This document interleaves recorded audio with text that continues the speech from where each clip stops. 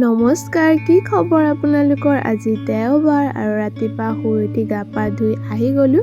এতিয়া পাকঘৰলৈ আহি বডি আৰু আলু কাটি লৈছোঁ, এয়া ভাজিম। আৰু এইফালে ঔটেঙা আৰু কচু দি দালি বনালোঁ, বাহিৰত জুইত বনালোঁ। আৰু এইফালে মূলা শাকেৰে মাছেৰে বনালোঁ। আৰু মোৰ বডি আৰু আলু ভাজি হৈ গ'ল। আৰু আজিৰ পৰা আমাৰ দাৱনী লগাইছে ধান কাটিবলৈ, তো দাৱনীলৈ ভাতৰ টোপোলা বান্ধিছোঁ, ভাত দালি আৰু শাকটো। তো টোপোলা বান্ধি দিছোঁ, দেউতা লৈ যাব।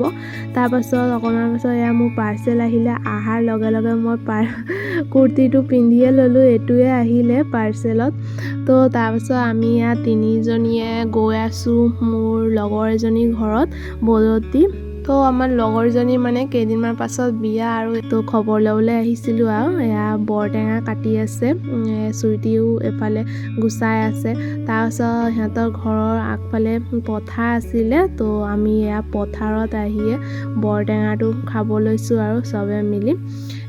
ইয়াৰ 24 তাৰিখে বিয়া, নৱেম্বৰত। তো তাৰপিছত দুপৰীয়া ভাত খাবলৈ দিছে, ভাত খাব লৈছোঁ। আৰু তাৰপাছত 3টামান বজাত আমি আহিছোঁ এতিয়া বিহপুৰীয়ালৈ বুলি। আৰু তাৰ কাপোৰখিনি চব বিহপুৰীয়াত তাৰ বৰমাৰ ঘৰত আছিলে, তো তাতে আকৌ তাৰ বিয়াৰ কাপোৰখিনি চালোগৈ। তাৰপৰা এতিয়া সন্ধিয়া হ'ব লৈছে আৰু এতিয়া মই ঘৰলৈ গৈ আছোঁ। তো আজি ভিডিঅ'টো ইয়ালৈকে, লগ পাম নতুন এটা ভিডিঅ', টাটা।